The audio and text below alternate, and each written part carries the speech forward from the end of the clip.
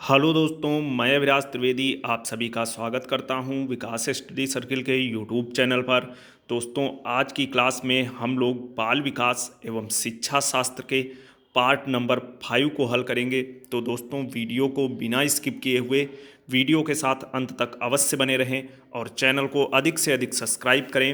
Video को like ज़रूर करें और वीडियो को शेयर भी करें। दोस्तों, ये वीडियो आपकी आने वाली आगामी परीक्षा यूपी टेट और सुपर टेट के लिए बहुत ही महत्वपूर्ण होने वाला है। तो दोस्तों, वीडियो के साथ अंत तक अवश्य बने रहें। चलिए दोस्तों, शुरू करते हैं अपनी आज की क्लास को। आज का पहला क्वेश्चन है साइजोइड। साइजोइड वर्ग में किस प्रकार के बालक आते हैं? दोस्तों, आप लोगों को क्या बताना है? साइजोइड साइजोइड वर्ग में किस प्रकार के बालक आते हैं, ये चीज़ आप लोगों को बतानी है। देखेंगे, पहला ऑप्शन है मोटे, स्वस्थ तथा लंबे शरीर वाले। अगला ऑप्शन है प्रतिभाशाली व प्रखर बुद्धि वाले। अगला ऑप्शन है दुबले, पतले तथा लंबे शरीर वाले। और अगला है उपर्युक्त में से कोई नहीं। तो दोस्तों, आप सभी याद रखिए कि जो साइजोइड वर्ग होता है, इसके अंतर्गत जो ये प्रतिभाशाली, मोटे, दुबले, ये तीनों प्रकार के बालक नहीं आते हैं। तो इस क्वेश्चन का राइट ऑप्शन क्या हो जाएगा? Option number D. Option number D इसका राइट आंसर हो जाएगा। आप लोग याद रखना।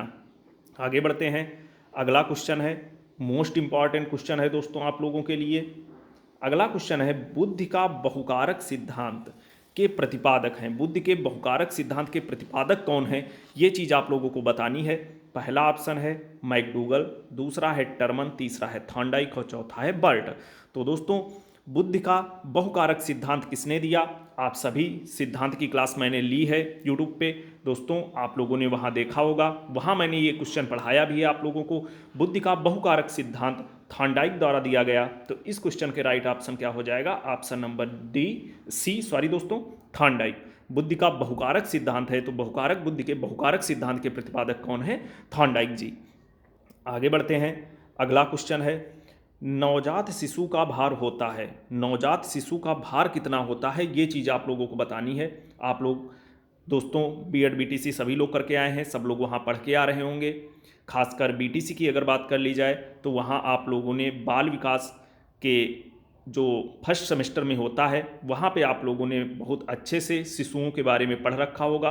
तो देखेंगे नवजात शिशु का भार कितना होता है। पहला है 6 पाउंड, दूसरा है 7 पाउंड, तीसरा है 8 पाउंड और चौथा है 9 पाउंड।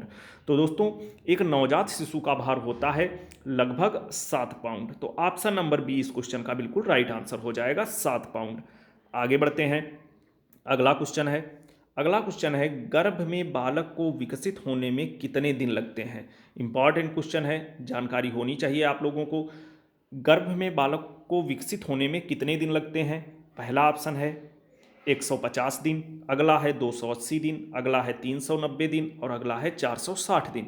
तो दोस्तों, आप सभी लोग ध्यान रखिए कि गर्भ में बालक को विकसित होने में कितना समय लगता है? 280 दिन का समय लगता है। तो इस क्वेश्चन का राइट ऑप्शन क्या हो जाएगा? Option number B. आगे बढ़ते हैं। अगला क्वेश्चन है आईक्यू से रिलेटेड दोस्तों क्वेश्चन है जड़ बुद्धि वाले बालक की बुद्धि लब्धि कितनी होती है? जड़ बुद्धि वाले बालक की बुद्धि लब्धि यानी कि आईक्यू कितनी होती है जड़ बुद्धि वाले बालक की? दोस्तों, आप लोगों को बताना है। पहला है 111 से 120, अगला है 81 से 110, अगला है 71 से 80 और अगला है 71 से कम। तो दोस्तों, जड़ बुद्धि वाले बालक की आईक्यू कितनी होती है? तो आप सभी लोग याद रखना, 71 से कम आईक्यू वाले बच्चे जो होते हैं वो जड़ बुद्धि के कहे जाते हैं। ये चीज़ आप लोग याद रखना।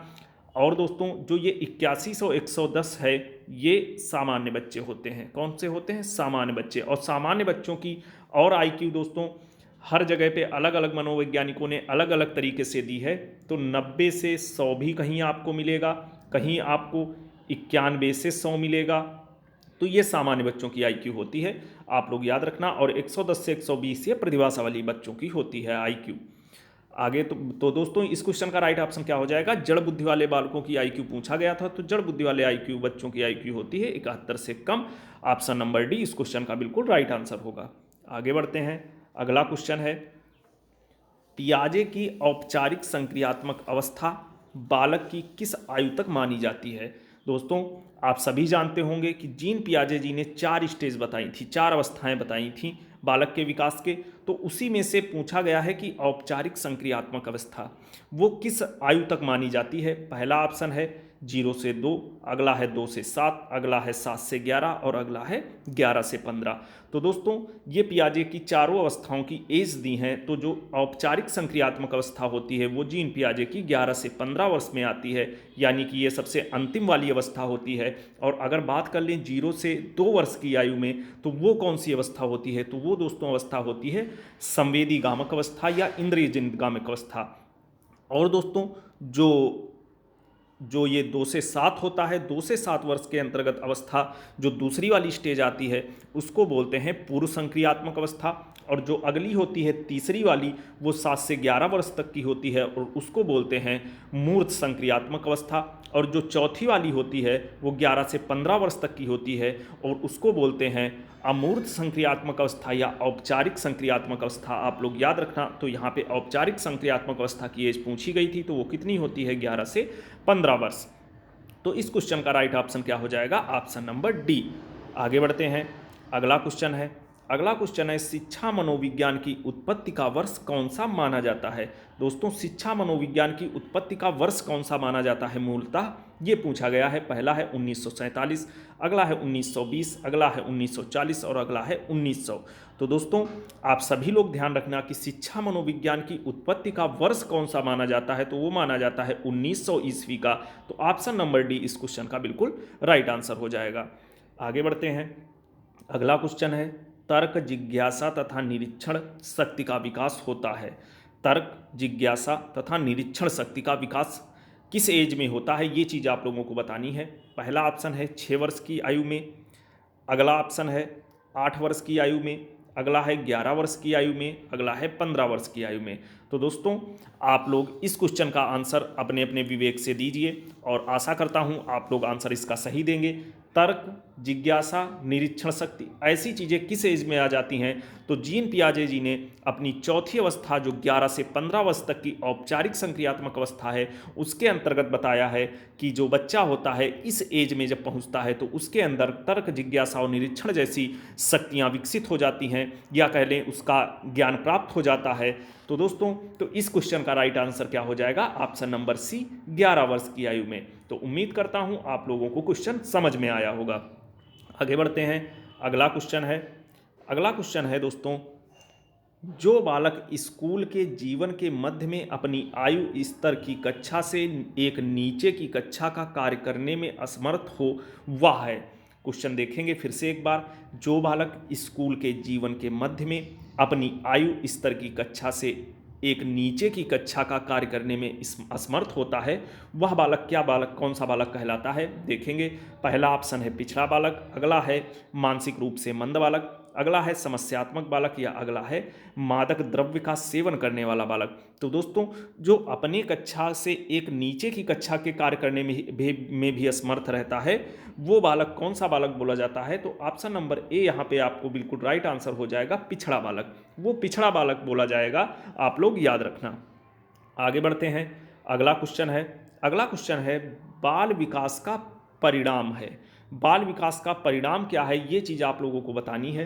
पहला ऑप्शन है वंशानुक्रम, अगला ऑप्शन है दोस्तों वातावरण, अगला ऑप्शन है वंशानुक्रम तथा वातावरण की अंतःक्रिया और अगला ऑप्शन है आर्थिक कारकों का। तो दोस्तों बाल विकास का परिणाम क्या है, आप सभी बहुत अच्छे से पढ़ के आ रहे हैं कि बाल विकास के अंतर्गत वंशानुक्रम तथा वातावरण की अंतः प्रक्रिया या दोनों से मिलकर बालक का विकास होता है, बालक का डेवलपमेंट होता है। आप सभी लोग ये चीज़ जानते होंगे कि ऐसा नहीं है कि केवल वंशानुक्रम से ही बालक का विकास हो, उसके लिए आनुवंशिक और वातावरण दोनों की बराबर साझेदारी जरूरी होती है। तो बाल विकास का परिणाम क्या होता है, ऑप्शन नंबर सी वंशानुक्रम तथा वातावरण की अंतः प्रक्रिया का।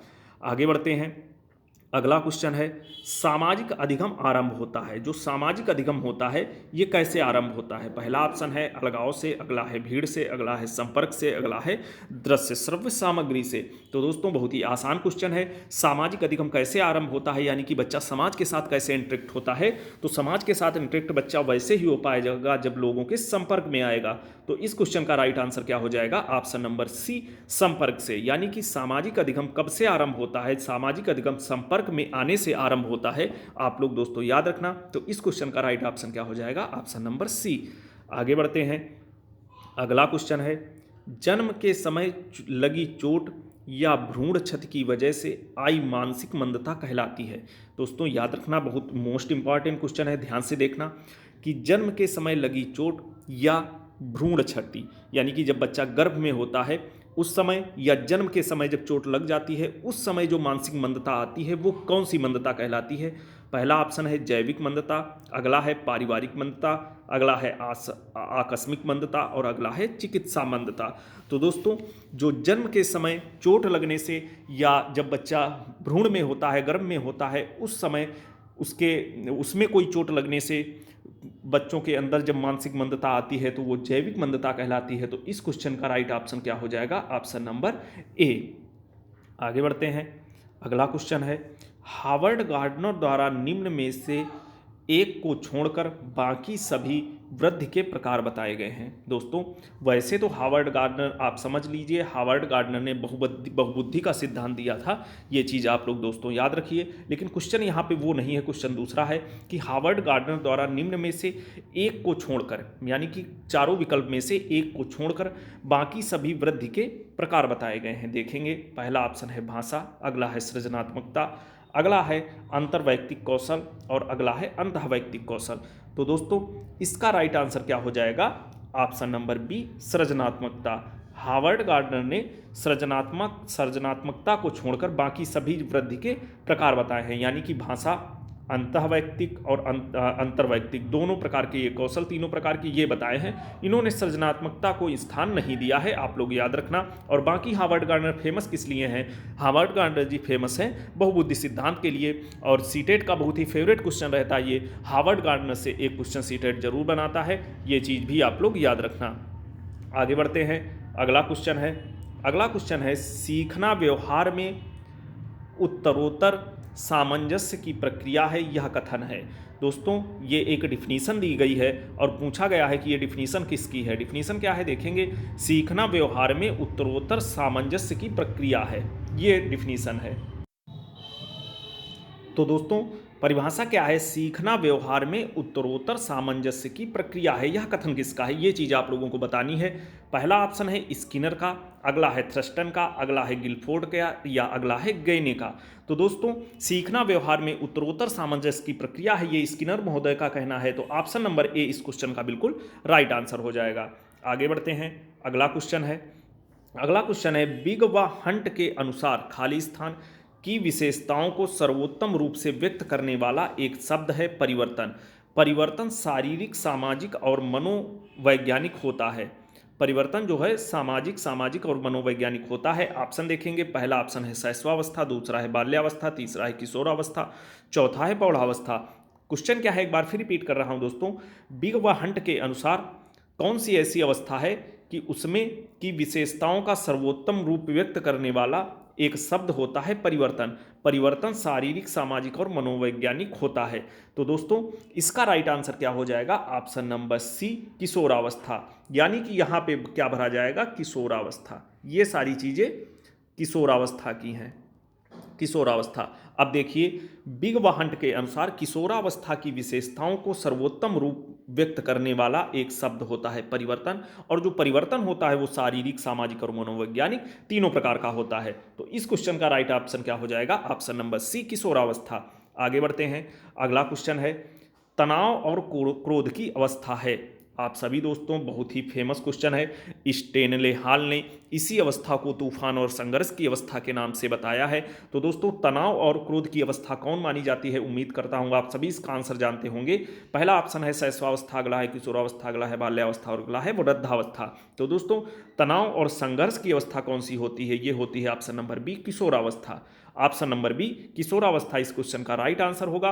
और दोस्तों, एक मनोवैज्ञानिक हैं स्टेनले हॉल, उन्होंने क्या कहा है कि जो किशोरावस्था होती है वो संघर्ष, तनाव और तूफान की अवस्था होती है। ये स्टेनले हॉल द्वारा एक स्टेटमेंट दिया गया था। तो ये चीज़ भी आप लोग याद रखना। तो इस क्वेश्चन का राइट ऑप्शन क्या हो जाएगा? Option number B.